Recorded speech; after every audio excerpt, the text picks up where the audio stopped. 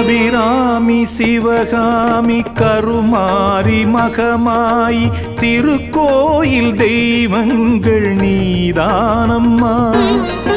அன்னைக்கு அன்றாடம் அபிஷேகம் அலங்காரம் புரிகின்ற சிறு தொண்டன் நான் தானம்மா.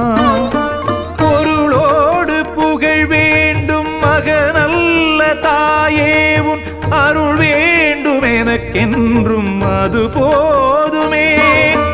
அடுத்திங்கு பிறப்பொன்று அமைந்தாலும் நானுந்தன் மகனாக பிறக்கின்ற வரம் வேண்டுமே. அதை நீயே தருவாயே. அம்மா என்றழைக்காத உயிரில்லையே, அம்மாவை வணங்காது உயர்வில்